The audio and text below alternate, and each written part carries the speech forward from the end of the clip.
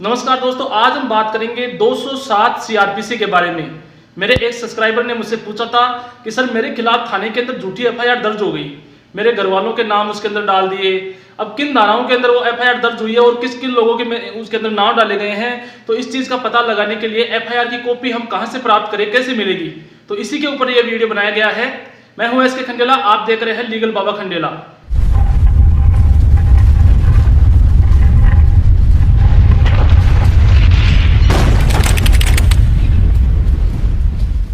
दोस्तों, जब भी थाने के अंदर 154 सीआरपीसी के अंदर कोई एफआईआर रजिस्टर होती है तो उसकी एक कॉपी संबंधित न्यायालय के अंदर भेजी जाती है जिस न्यायालय के अधिकार क्षेत्र में वह थाना आता है। दूसरी कॉपी एसपी कार्यालय के अंदर भेजी जाती है। तीसरी कॉपी आईओ को दी जाती है फाइल में सबमिट करने के लिए। चौथी कॉपी अपने थाने के रिकॉर्ड में रखी जाती है। पांचवी कॉपी जो होती है वो जो जिसने एफआईआर दर्ज करवाई जाती है उसको कॉस्ट ऑफ फ्री दी जाती है। और अगर कोई एसआर केसेज होते हैं जैसे 376, 302, तो उसके लिए अलग से कॉपी निकाली जाती है। तो लेकिन जो अभियुक्त होता है उसके लिए कोई कॉपी थाने के अंदर ऐसा कोई प्रावधान नहीं है कि उसको कोई कॉपी दी जाएगी अपराधी को। तो ऐसे केसेज में किसी व्यक्ति को अगर झूठा फंसाया गया है, एफआईआर दर्ज कर ली गई है कॉग्निजेबल ऑफेंस के अंदर, तो वो एफआईआर की प्रति कहां से प्राप्त करेगा? एंटीसिपेटरी बेल के लिए या जिसके गलत लोगों के नाम जोड़े गए हैं एफआईआर के अंदर उनके नाम हटवाने के लिए उसको एफआईआर की प्रति तो चाहिए कि कौन से केसेस कौन सी धाराओं में एफआईआर दर्ज की गई है। तो दोस्तों, सबसे मेन बात तो यह है कि थाने पर जो एफआईआर रजिस्टर होती है उसमें कुछ रेयर केसेज 376 है, किसी महिला से संबंधित केसेज है 302 है, उनको छोड़ करके जो सभी जो केसेज होते हैं उनको जो एफआईआर दर्ज होती है उनको ऑनलाइन कर दिया जाता है। तो आप राजकोप सिटीजन ऐप से भी उस एफआईआर की कॉपी को निकाल सकते हैं, लेकिन ये सर्टिफाइड कॉपी नहीं होती है। एफआईआर की सर्टिफाइड कॉपी प्राप्त करने के लिए आपको क्या करना है वो समझिए।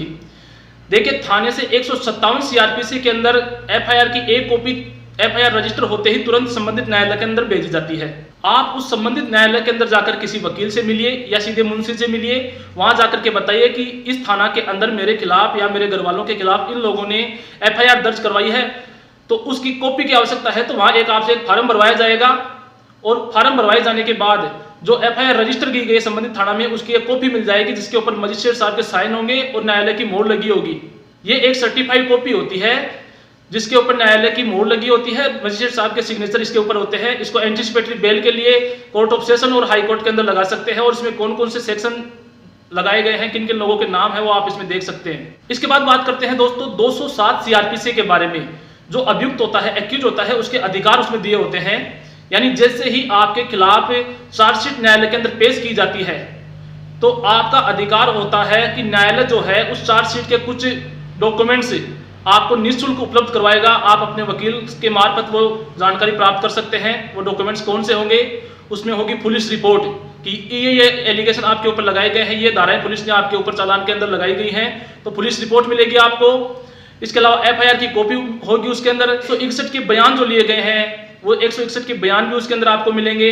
164 के जो बयान दर्ज किए गए हैं मजिस्ट्रेट साहब के सामने वो भी आपको मिलेंगे। और 173 क्लोज 5 सीआरपीसी के तहत कोई इंपॉर्टेंट डॉक्यूमेंट्स है तो उसकी फोटोकॉपी भी आपको निःशुल्क उपलब्ध करवाई जाएगी। ये सब कुछ होता है आपके डिफेंस के लिए कि आप अपना बचाव कर सके।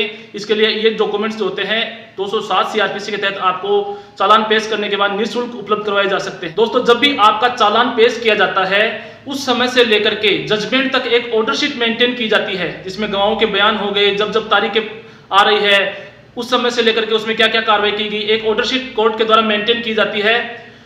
आप जो है एक एप्लीकेशन के माध्यम से उस ऑर्डर शीट की कॉपी भी प्राप्त कर सकते हैं न्यायालय में। तो दोस्तों, एफआईआर की कॉपी आप आरटीआई से भी प्राप्त कर सकते हैं, लेकिन उसमें टाइम लगता है। 1 महीना, 1.5 महीना, 2 महीने लग जाते हैं उसमें। सबसे अच्छा तरीका यही होता है कि एफआईआर दर्ज होने के बाद में कोर्ट से आप जो है वो एफआईआर की कॉपी प्राप्त कर सकते हैं। 2 या 3 दिन उसके अंदर लगते हैं। दोस्तों, 207 सीआरपीसी के जो प्रावधान है वो थाने के अंदर जब एफआईआर दर्ज होती है 154 में तभी वो लागू होते हैं। अगर कोर्ट के माध्यम से कोई रिपोर्ट दर्ज हो रही है, कंप्लेंट दर्ज हो रही है 200 सीआरपीसी में, तो फिर 208 सीआरपीसी में उसके प्रावधान दिए गए हैं। और ये अनिवार्य होता है कि मुलजिम को अपने बचाव के लिए जरूरी डॉक्यूमेंट्स उपलब्ध करवाए जाए न्यायालय के द्वारा। अगर मामला कोर्ट सेशन में ट्रायल वाला होता है तो सेशन कोर्ट जो है सबसे पहले यही पूछता है कि लोअर कोर्ट के अंदर जो है 207 और 208 की कार्रवाई पूरी हुई या नहीं हुई। तो दोस्तों, एफआईआर की कॉपी प्राप्त करने के संबंध में ये जानकारी आपको समझ में आ गई होगी। इसी तरह की नई जानकारी के साथ मैं फिर हाजिर होऊंगा। अगर आपने अभी तक मेरे चैनल को सब्सक्राइब नहीं किया है तो कृपया मेरे चैनल को सब्सक्राइब करें। तब तक के लिए जय हिंद।